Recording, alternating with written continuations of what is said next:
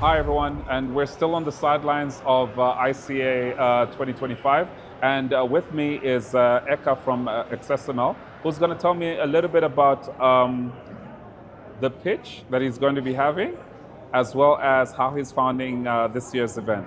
𝗃𝗃𝗿𝗆, how are you doing? I'm doing all right. Thank you for having me on this show, actually. Quite interesting. Absolutely. Anyway, I'm sure you've heard about Financial Insight. We're always talking to businesses, but before we get into it, are you able to just tell us about XSML, the work that you guys are doing, and how you found yourself at ICA 2025? Okay. XSML Capital, in a nutshell, is a private credit investment fund, which is actually providing credit, as it says, and a very tailored mezzanine financing, which is tailored for SMEs in the DRC, in Angola, in Kenya, in Uganda, and now in Zambia for a year now. Yeah. All right. So we have been actually operational in Zambia since, let's say, April 2024, but we fully started deploying capital by February, actually, 2025. So far, we've managed to close about 3 deals, and it's been quite interesting move between the starts in 24 up to now. And I'm actually here. This is not my first time at the ICA. Right. I've been here. This is my 3rd time actually. So it's a common events that actually I come by, and for the first time, I'll be pitching to entrepreneurs, which is a fairly new thing for me. Absolutely, absolutely. But obviously now, one of the things that really excites us as Financial Insight is where your company has obviously seen a gap in the market for sophisticated instruments to raise capital. Tell us about the opportunity that you saw in the SME space that actually allowed you to have an investment case in that particular area. Zambia does not.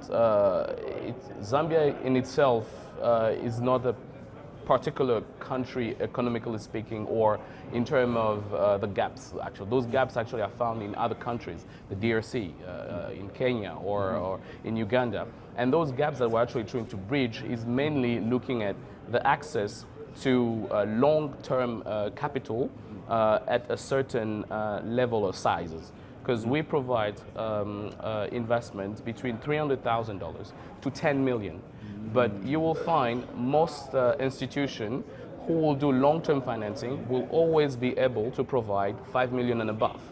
So now, what happened to those who need lower tickets, but for longer period? So that's now where we come in.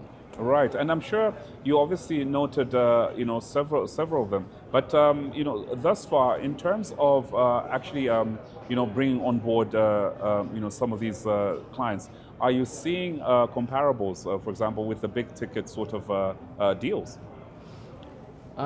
Yes, it's actually quite interesting to notice that sometimes you might have a smaller ticket deal, but the organization or the corporate governance that they produce is actually impeccable, and it can be actually close to any bigger corporation.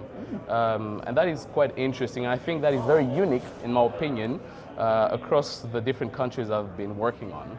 Zambia is quite, for 1 year, for the first year that I've been here, I think this has actually been, for me, quite impressive to see in the Zambian market, small SME making $5 million, $3 million in revenue, needing about $1 million or $900,000, but who have SOP in places, who have a CFO, who actually do proper audited financial, no gaps, pays taxes, doesn't play by the books, and have all the documentation. So that is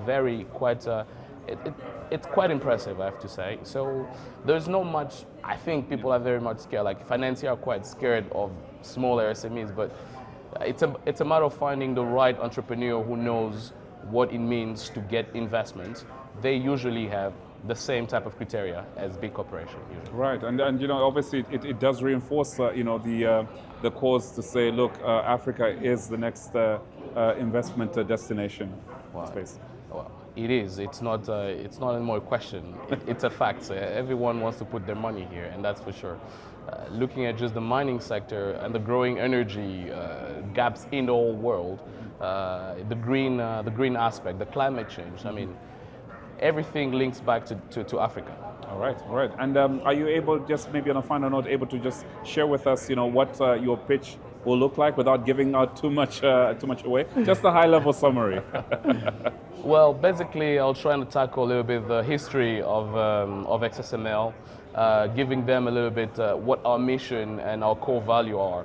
Right. And as well, not who, but how many investors we have, the size that we're looking at in terms of investment, what are the type of instruments we actually provide, and who are we looking for, basically. Right. Yeah.